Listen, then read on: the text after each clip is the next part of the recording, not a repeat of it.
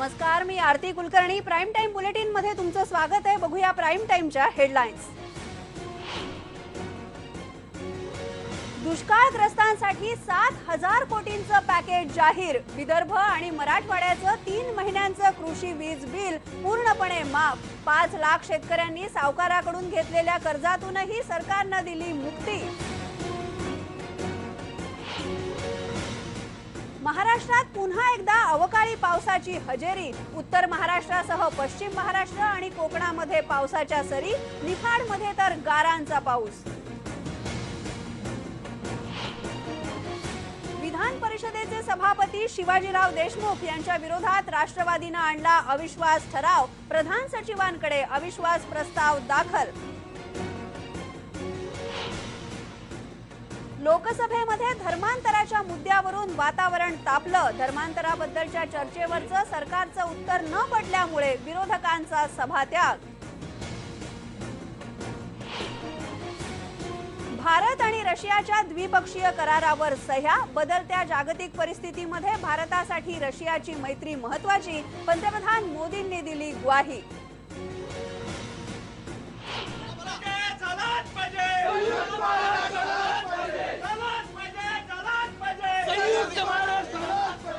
बेळगाव प्रश्नाबद्दलच्या वादग्रस्त विधानावर मोहन जोशींनी व्यक्त केली दिलगिरी. पण नाट्य संमेलन बेळगाव मध्येच होणार, मोहन जोशींनीच केलं स्पष्ट.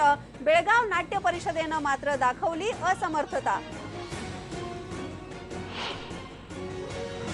मुंबई विद्यापीठाचे कुलगुरू राजन वेळुकर यांना मुंबई हायकोर्टाचा दणका. कुलगुरू पदासाठी ठरवलं अपात्र.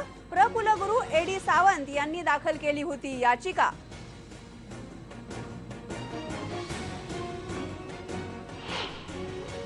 या सगळ्या बातम्या आपण बघणार आहोत, पण पहिली बातमी आहे विधिमंडळाच्या हिवाळी अधिवेशनाबद्दलची. राज्य सरकारनं आज दुष्काळग्रस्त शेतकऱ्यांसाठी 7,000 कोटींचं पॅकेज जाहीर केलंय. त्यामध्ये विदर्भ आणि मराठवाड्यातल्या शेतकऱ्यांचं 3 महिन्यांचं वीज बिल माफ आणि कर्जाची पुनर्रचना अशा महत्त्वाच्या घोषणा मुख्यमंत्र्यांनी केल्या. पण विरोधकांनी मात्र हे पॅकेज अपुरं असल्याची टीका केली आहे.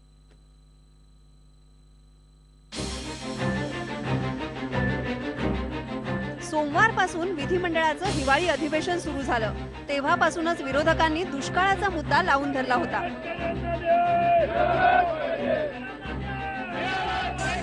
काल अखेर त्यावर चर्चा सुरू झाली आणि आज राज्य सरकारनं दुष्काळग्रस्तांसाठी 7,000 कोटींचं पॅकेज जाहीर केलं. यामध्ये तातडीच्या आणि दीर्घकालीन योजनांचा समावेश आहे. तातडीच्या योजनांमध्ये विदर्भ आणि मराठवाड्यातल्या शेतकऱ्यांचं गेल्या 3 महिन्यांचं कृषी वीज बिल पूर्णपणे माफ केलं जाणार आहे. विजेची अनियमित कनेक्शन्स कट न करता नियमित केली जातील. दुष्काळग्रस्त शेतकऱ्यांच्या कर्जाची पुनर्रचना केली जाईल. 5 लाख शेतकऱ्यांनी सावकारांकडून घेतलेलं कर्ज माफ केलं जाणार आहे. तसंच कृषी संजीवनी योजनेला 5 मार्च 2015 पर्यंत मुदतवाढ देण्यात आली आहे. जास्तीत जास्त आत्महत्या होतात कारण शेतकऱ्याला खासगी सावकाराकडनं कर्ज घ्यावं लागतं आणि म्हणून पहिल्यांदा राज्यामध्ये आम्ही ऐतिहासिक निर्णय घेतलाय आणि खासगी सावकाराच्या कर्जातनं शेतकऱ्याला मुक्त करण्याकरता ते कर्ज राज्य सरकार भरणार आहे आणि अवैध सावकाराचं जर काही कर्ज असेल तर ते माफ झालं असं जनतेने समजावं. दुष्काळी परिस्थितीमध्ये पॅकेज जाहीर करणं ही सरकारची नेहमीचीच उपाययोजना आहे. आतापर्यंत दुष्काळ निवारणासाठी अनेक पॅकेजेस जाहीर झाली, पण परिस्थिती काही बदलली नाही. त्यामुळे राज्याला दुष्काळातून कायमचं मुक्त करण्यासाठी दीर्घकालीन उपाय करत आहोत असं मुख्यमंत्र्यांनी सांगितलं. जोपर्यंत दीर्घकालीन उपाययोजना करणार नाही, या महाराष्ट्राला जोपर्यंत दुष्काळमुक्त आम्ही करणार नाही, तोपर्यंत किती मलमपट्टी केली तरी शेतकऱ्याचं आपण भलं करू शकत नाही. या दीर्घकालीन उपायांमध्ये शेतीच्या विकासासाठी 34,500 कोटी रुपयांची तरतूद केली जाणार आहे. पाण्याची बचत करण्यासाठी ठिबक सिंचनाचं अनुदान पुन्हा सुरू केलं जाणार आहे. त्यासाठी 300 कोटींची तरतूद करण्यात येणार आहे. दुष्काळमुक्त महाराष्ट्रासाठी जलयुक्त शिवार योजना राबवली जाणार आहे. वेगवेगळ्या विभागांच्या जलसंधारण योजनांचं एकत्रीकरण करण्याचा आणि प्रत्येक गावाचं वॉटर ऑडिट करण्याचा उपायही आखण्यात येणार आहे. अपेक्षेप्रमाणे विरोधक मात्र या घोषणांवर खुश नाहीयेत. शेवट बोलत असताना ते म्हणले 7,000 कोटी रुपयाचं पॅकेज आहे. तातडीने आम्ही त्या रकमा उपलब्ध करून देणार आहे. आत्ताचा जो पुरवणी मागणी आहे त्याच्यामध्ये मदत पुनर्वसन त्या विभागाला 2,000 कोटी रुपयाची तरतूद त्यांनी दाखवलेली आहे. जर 7,000 कोटी रुपयाचं पॅकेज तातडीनं द्यायचं म्हटलं तर तेवढी तरतूद त्या हेडला ही पुरवणी मागण्यामध्ये दिसायला पाहिजे होती. फक्त 3 महिन्याचं त्यांनी वीज बिल माफ केलेलं आहे. खरं म्हणजे जुलैपर्यंत आता पाऊस येणार नाही, 6 महिन्याचं तरी किमान वीज बिल माफ करण्याची अपेक्षा होती. घोषणा ज्या केलेल्या आहेत त्यातून कुठल्या प्रकारची मदत शेतकऱ्याची स्थिती नाही आहे आणि म्हणून फक्त शेतकऱ्यांच्या तोंडाला पानं पुसण्याचं काम फक्त सरकारने या माध्यमातून केलेलं चित्र आज दिसतंय. गेल्या काही वर्षांपासून राज्यानं दुष्काळाचं राजकारण पाहिलं. सत्ताधारी आणि विरोधक यांच्या भूमिकाही बदलल्यात, त्यामुळे त्यांच्या भाषेत बदल होणं स्वाभाविक आहे. या राजकारणात शेतकऱ्यांचं खरंच काही भलं होणार आहे का, हा प्रश्न मात्र कायम राहतो. या पॅकेज मधली भली मोठी आकडेवारी बघितली तरी नेमकं शेतकऱ्याच्या हातात किती रोख रक्कम पडते याचा अंदाज येत नाहीये.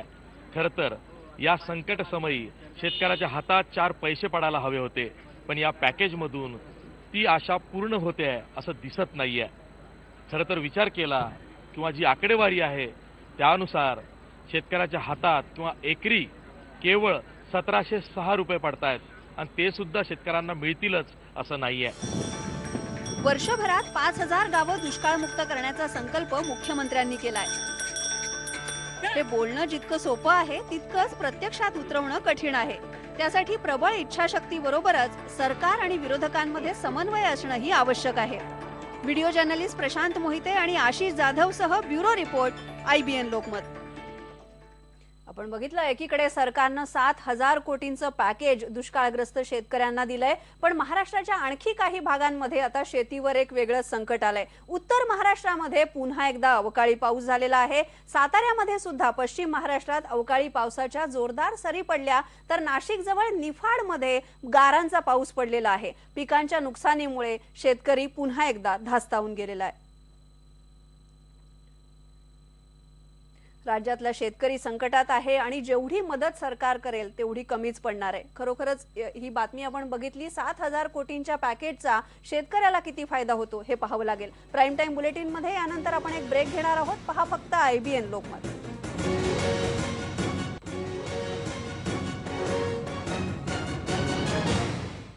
ब्रेक नंतर जाऊया संसदेच्या हिवाळी अधिवेशनामध्ये. लोकसभेमध्ये आज धर्मांतराच्या मुद्द्यावरून वातावरण चांगलंच तापलं. धर्मांतराबद्दलच्या चर्चेवरचं सरकारचं उत्तर पटलं नाही आणि त्यामुळे विरोधकांनी सभात्याग केला. याआधी धर्मांतराच्या मुद्द्याशी RSSचा संबंध का जोडता, अशी प्रतिक्रिया केंद्रीय नगरविकास मंत्री व्यंकय्या नायडू यांनी दिली. RSS ही निस्वार्थी आणि उत्कृष्ट संघटना आहे. मी RSS मधून आलोय आणि मला RSSच्या पार्श्वभूमीचा अभिमान आहे, असंही ते म्हणाले. आमच्या मातृसंस्थेवर जेव्हा कुणी टीका करतं तेव्हा मी गप्प राहू शकत नाही. काही जणांना हिंदू या शब्दाचीच ॲलर्जी आहे, अशी पुष्टी सुद्धा व्यंकय्या नायडूंनी जोडली. इस दिशा में हम सब लोग मिलकर चर्चा करें, एक अच्छा कानून बनाए, सभी स्टेट्स में मिलकर इसको अमल करें. ये हम भी साथ है.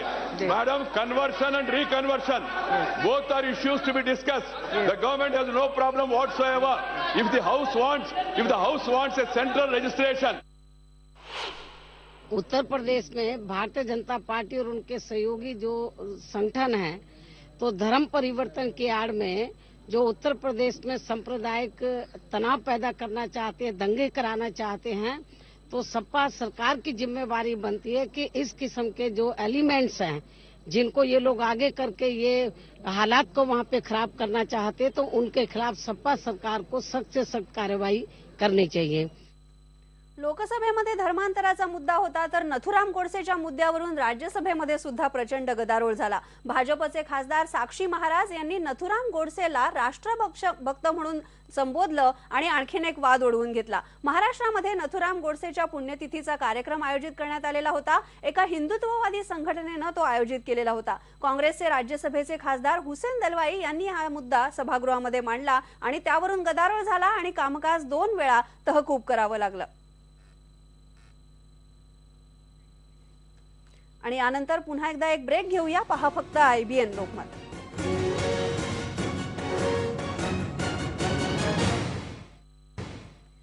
रशियाचे अध्यक्ष व्लादिमीर पुतीन सध्या भारताच्या दौऱ्यावर आहेत. त्यांनी पंतप्रधान नरेंद्र मोदींची आज भेट घेतली. यावेळी महत्त्वाच्या विषयांवर द्विपक्षीय चर्चाही झाली. संरक्षण, व्यापार आणि ऊर्जा याचा यामध्ये समावेश आहे. दोन्ही देशांदरम्यान द्विपक्षीय करारही करण्यात आलेले आहेत.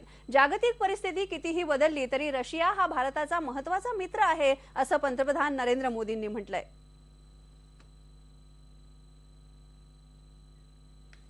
आणि या बातम्यांनंतर प्राईम टाइम बुलेटिन मध्ये इथेच थांबूया, पण थोड्याच वेळात पहा IBN लोकमत स्पेशल. पहा फक्त IBN लोकमत.